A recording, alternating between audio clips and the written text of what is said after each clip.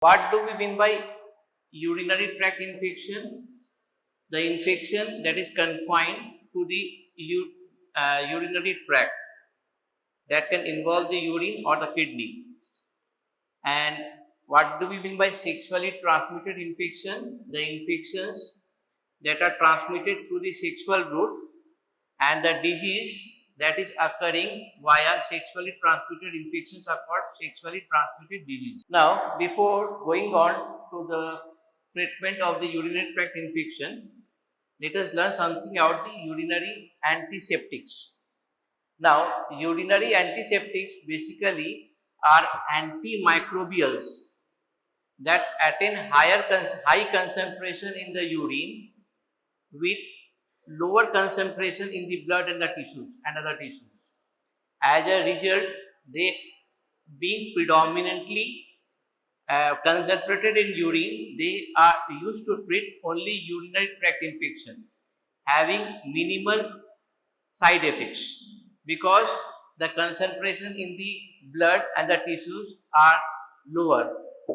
So, some orally administered antimicrobial agents, they attain antibacterial concentration only in urine with little or no systemic antibacterial effect. Like many other drugs, they are concentrated in the kidney tissues and are useful mainly in the treatment of lower urinary tract infection. They have been called urinary antiseptics because this may be considered as a form of local therapy. And what are the urinary antiseptics? They include Nitrofurantoin, which is the drug of choice still for the treatment of lower uncomplicated UTI.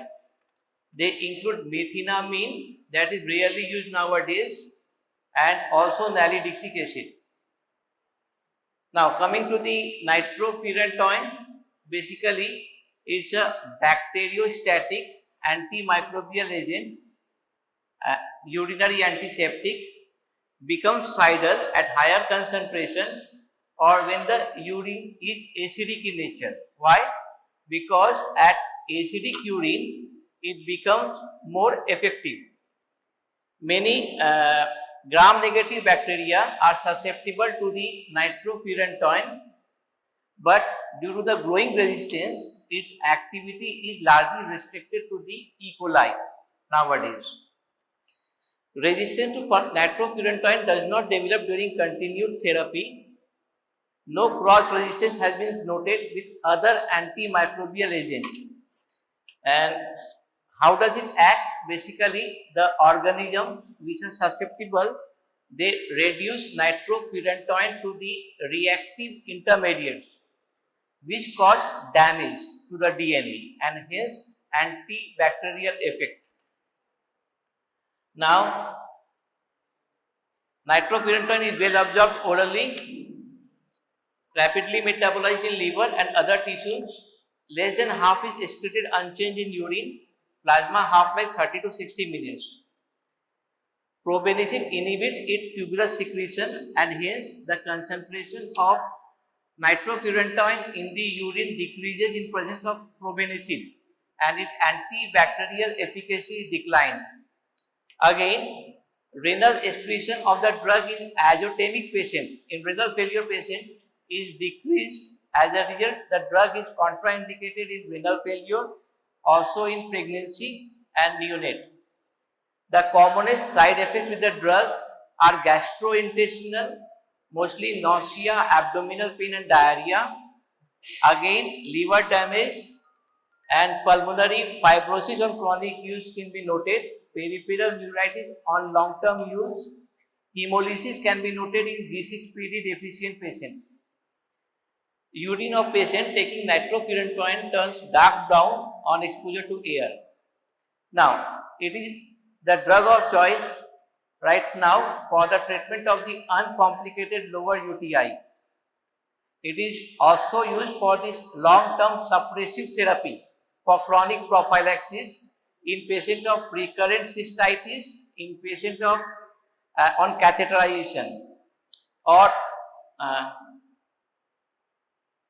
now Acute infection due to E. coli can be treated with 50 to 100 milligram TDS given for 5 to 10 days.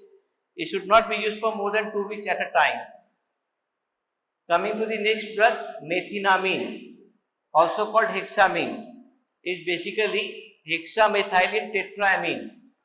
It is inactive as such, but in presence of acidic urine, it is broken down to formaldehyde, and that is responsible for its antibacterial efficacy. So, for methenamine to act, the urine should be acidic in nature. As a result, organic acids which attain urine concentration, high urine concentration, they are given along with methenamine, like mandelic acid, hippuric acid, citric acid. Methenamine is available in the form methenamine mandelate, that is responsible for making the urine acidic, so that methenamine can act. Methenamine is administered in enteric coated formulation because to inhibit the decomposition of the drug in the gastric acid. It is not effective in acute urinary tract infection, but is used for the treatment of the chronic cystitis, recurrent cystitis, chronic resistant type of urinary tract infection not involving kidney. Now, formaldehyde causes gastritis due to the decomposition in the stomach leading to the release of formaldehyde. So, the drug is seldom used nowadays. Chemical cystitis, hematuria can be seen with high doses for long period. Coming to the next drug, urinary analgesic, Phenazopyridine. As the name suggests, this drug has got no antibacterial action, but they decreases the symptoms of urinary tract infection like dysuria and frequency.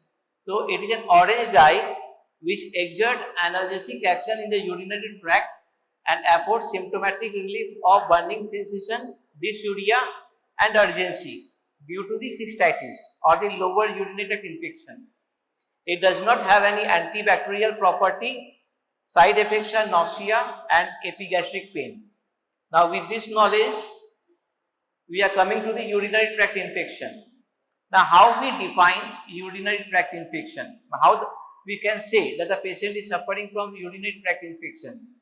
The criteria are either the patient is having 3 out of the 4 symptoms that include dysuria, frequency, urgency or suprapubic pain, or the patient is having less than 3 symptoms among them, plus the urinary dipstick is positive for the leukocyte esterase and nitrite, or the patient is having in urine routine examination of the midstream sample pus cells more than equal to 10 and the urine culture showing the growth of the organism more than 10 to the power 5 colony forming unit per ml of the single species. This criteria has been laid down by ICMR. Now, how we classify urinary tract infection? Now, if we receive a patient of urinary tract infection, they can be classified into 3 broader groups. Number 1, lower uncomplicated urinary tract infection, also called cystitis. In these patients, basically, the patients are having dysuria, urgency, frequency or the suprapubic pain. Again, the next is pyelonephritis, also called upper UTI, when kidney is involved. Now, in this patient, fever develops with chills and rigor. There can be loin pain, renal tenderness can be elicited, total leukocyte count can be raised. There may be pelvic pain. The patient look toxic and sick. Then the third one, complicated urinary tract infection, where there is history of stone. There may be some congenital anomalies in the patient. Patient is immunosuppressed or diabetic. The patient is catheterized or it has developed after genitourinary instrumentation. Now, treatment of urinary tract infection. Generally, urinary tract infections are caused by gram-negative bacteria, coliforms, of whom E. coli is the commonest one. Now, generally, they are caused by single organism. Other than in chronic cystitis or chronic urinary tract infection, where multiple organisms can be seen or mixed infection can be seen, chronic and recurrent infection. Acute infections are largely self-limiting, high flow rates with frequent voiding may suffice. Many single-dose antimicrobial treatment have been successfully tried, but a 3-day regimen is considered optimal for the treatment of the lower urinary tract infection. But for the upper one, longer treatment is needed and more aggressive treatment is needed. In any case, treatment for more than 2 weeks is seldom warranted. Bacteriological investigation has to be sent prior to the treatment. Empirical antibiotics can be started if the condition basically forces, and then the antibiotic can be changed as per the sensitivity report.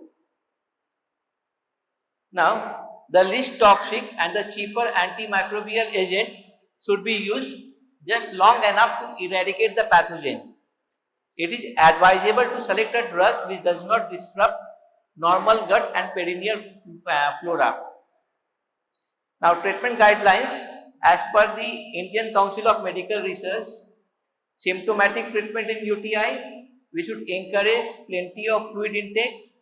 Urinary alkalinizer like citrate, potassium citrate can be given, but it should be avoided in patients on nitrofurantoin, because nitrofurantoin efficacy decreases in alkaline urine. Phenazopyridine 200 mg TDS for 2 days can be prescribed as urinary analgesic to decrease the symptoms. Local estrogen cream, we prescribe estrogen cream. Local estrogen cream can be given for recurrent UTI in post-menopausal women. Then paracetamol for pain and fever, cranberry can be used in patients of recurrent UTI. Now, coming to the treatment of lower uncomplicated urinary tract infection, the first line therapy is nitrofurantoin 100 mg twice daily for 5 days. Alternatively, cotrimoxazole can be used in a dose of basically double strength tablet twice daily for 5 days.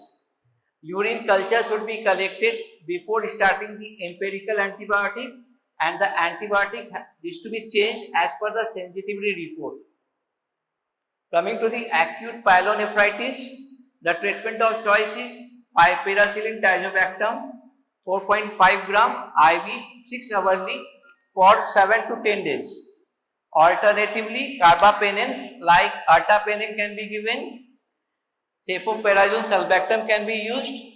Injection amikacin can be given.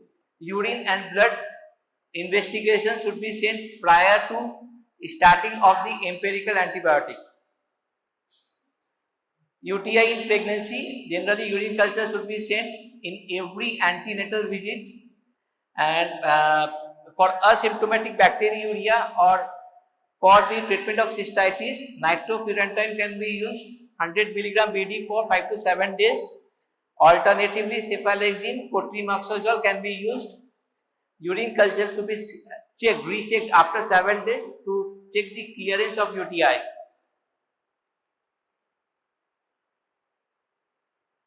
Now, coming to the sexually transmitted disease, number 1, gonorrhea. Gonorrhea is caused by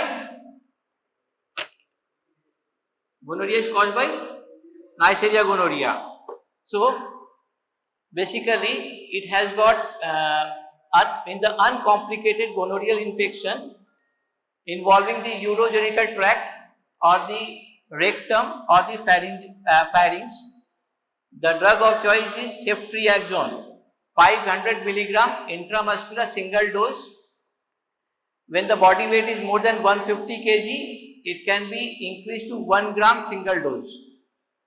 Alternatively, in case of cephalosporin allergy, gentamicin 240 milligram IM single dose can be used. In case of generally gonorrhea coexists with chlamydial infection. If the chlamydial infection is not ruled out, in that case doxycycline should be added to cover the chlamydial infection at the dose of 100 milligram twice daily for 7 days. In case of pregnant mother, where the doxycycline is contraindicated, azithromycin can be given at the dose of 1 gram single dose.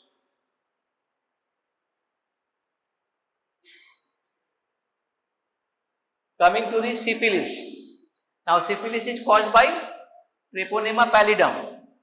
We have got 3 stages of syphilis: primary syphilis, secondary syphilis followed by latent phase, and then tertiary syphilis.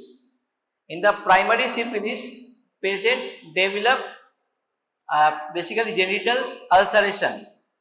In the secondary syphilis, which is followed by secondary syphilis, where there is widespread maculopapular rash all over the body with systemic symptoms like fever, body ache and others. And then there is a latent phase followed by tertiary syphilis where internal organs are affected. Now, for the treatment of primary, secondary and early latent syphilis, the treatment of choice is benzathine penicillin 2.4 million unit intramuscular single dose. In case of penicillin allergy, doxycycline can be used in the dose of 100 milligram twice daily for 2 weeks.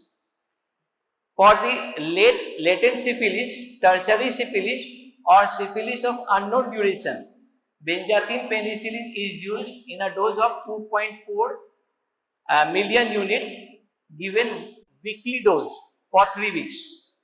Alternatively, in case of penicillin allergy, doxycycline should be given for 4 weeks. In case of neurosyphilis, the drug of choice is aqueous crystalline penicillin, penicillin G, in a dose of 3 to 4 million units given every 4 hours for a duration of 10 to 14 days. Next, coming to Chlamydia trachomatis. Now here basically genital ulceration can be seen called Chancroid. Also there can be inguinal lymph node enlargement, painful, that is basically we call Lymphogranuloma Venereum. Now for the treatment of the uncomplicated genital or rectal infection, doxycycline is the drug of choice given for 7 days. For Lymphogranuloma Venereum, alternatively, in case of pregnancy, we can use azithromycin 1 gram single dose. When the patient is suffering from Lymphogranuloma Venereum, doxycycline is given for 3-week duration. Coming to the next, granuloma inguinal or donovanosis.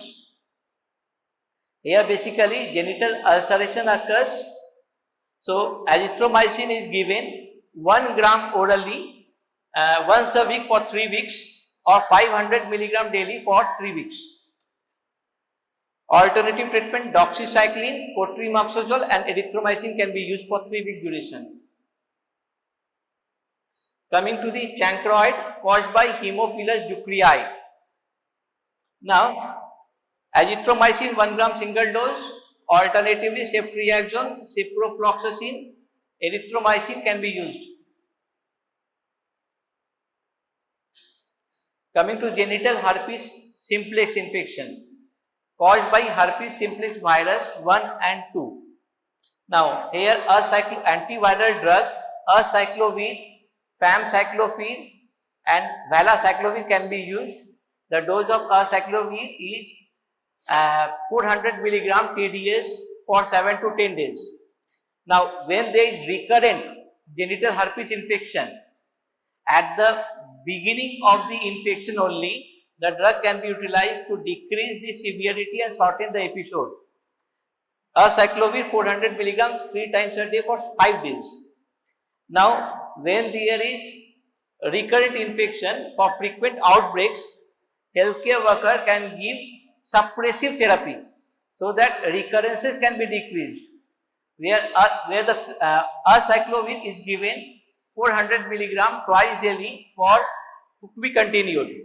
In case of pregnancy, in case of pregnancy, to prevent the neonatal transmission when the patient is exposed to recurrent genital herpes simplex infection, suppressive therapy can be used after 36 weeks with acyclovir. Now coming to Trichomonas vaginitis caused by Trichomonas vaginalis. Here the patient suffers from vaginal or penile discharge. Now the drug of choice is metronidazole. In females, 500 mg twice daily for 7 days. In case of male, 2 gram single dose. Both the partners should be treated. Alternatively, tinidazole can be given 2 gram single dose. In case of pregnancy, metronidazole is given 500 mg twice daily for 7 days.